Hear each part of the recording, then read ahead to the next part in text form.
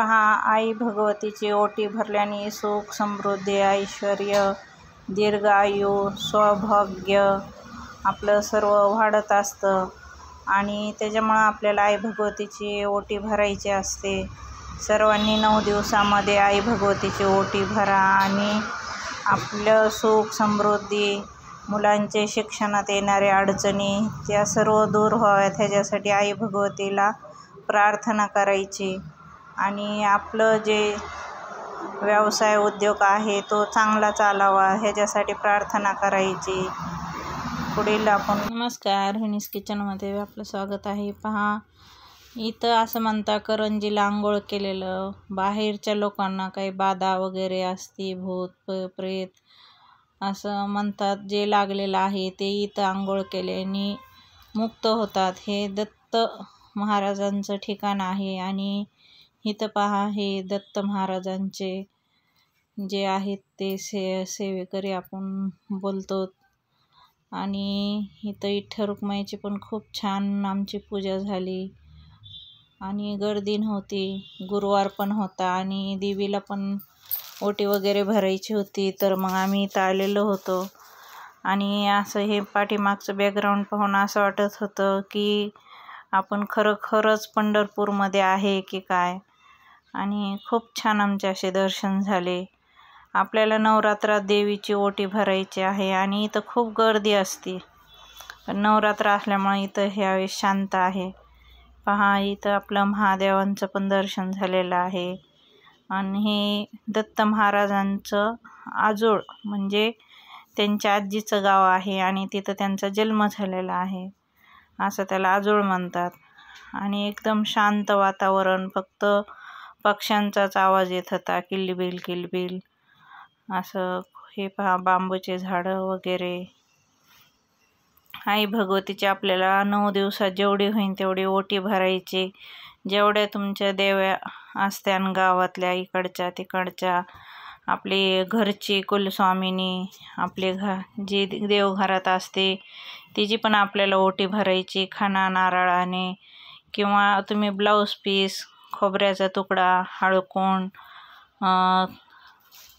खारीक, सुपारी, दक्षिणा असं पण तुम्ही ठेवून देवीची ओटी भरू शकता. एखादा गजरा घ्या, हार घ्या, फुलं घ्या, हे सगळं वाहून आपल्याला देवीची ओटी भरायची आहे. असं काही नाही, आपली जशी परिस्थिती असन तशी आपल्याला ओटी भरायची आहे. तर आपण जर आपल्या मूळ स्थानावर जर गेलो देवीच्या, तर आपल्याला नऊवारी साडी घ्यायची, खण घ्यायचा, जोडवे, मणिमंगळसूत्र हे आपण साधं जरी घेतलं तरी चालेल. आपल्या हिशोबानुसार आपण घ्यावं लागतं, असं काही नाही. बांगड्या वगैरे, हार, वेणी, 5 प्रकारचे फळं असं आपण देवीला व्हायचं असतं. तर इथं पहा, मी दक्षिणा व्हायला आता माझं अचानक यायचं ठरलं होतं त्याच्यामुळं. आणि आपण असं घरातून पण ओटी घेऊन जाऊ शकतो देवीला. तर आपल्या म्हणजे कसे देवीला कोणी चांदीचे, सोन्याचे जोडवे करतात, मणिमंगळसूत्र करतात. तर आपले जशी परिस्थिती असेल त्या परिस्थितीनुसार आपण करायचं आहे आणि देवीला व्हायचं आहे. असं काही नाही, आपण जे मनोभावे करतो ते देवी स्वीकार करत असते. आणि आपण आपल्या देवीला, दैवताला भेटायला चाललो तर मोकळ्या हाताने कधी जायचं नाही. काही ना काही आपण जसं माहेराला चाललो तर आपण आपल्या आईसाठी काही पण आवडीने बनवून नेतो खायला. तर तसं आपण ज्या वेळेला देवीला भेटायला जातो त्यावेळेला तिला पण म्हणजे आपली मुलगी येणार आहे, लेक येणार आहे, असं तिला पण आवड असते, ती माझ्यासाठी काय घेऊन येणार आहे. तर त्याच्यासाठी आपण हे असं आपल्या आवडीनुसार जे आहे ते, आणि आई भगवतीला हे सगळं माहिती असतं, त्याच्यामुळं आपण जे आपल्या मनाने जे अर्पण करू ती स्वीकार करत असते. आणि इथं पहा, मी इथं संतोषी माता, महालक्ष्मी आणि इथं सरस्वती असे 3 देव्या आहेत. तर मी इथं पण देवीची ओटी भरली. तिकडे सप्तशृंगीचं ठिकाण होतं आणि ही आहे वणीची देवी, खालची वणीची देवी. तर इथं पण पहा, मी देवीची ओटी भरली. तर आज म्हणलं आपण आलेलो आहोत आज 4थी माळ आहे, पण मग 3 देव्यांच्या मी इथं ओट्या भरल्या आहे, कारण 9 दिवसात आपल्याला 9 देव्यांच्या ओट्या भरायच्या आहेत. तर आता आपल्या 3 झालेल्या आहेत, तशा तर 4 झाल्या. आपल्या घरच्या देवीची पण आपण पहिल्या दिवशी ओटी भरलेली आहे.